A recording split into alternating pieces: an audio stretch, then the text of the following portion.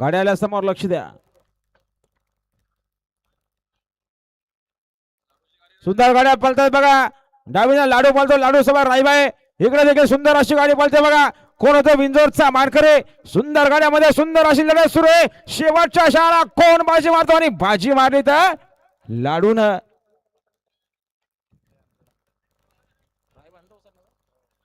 आता आल्या शर्तीमध्ये डावी साईड. धन्यवाद.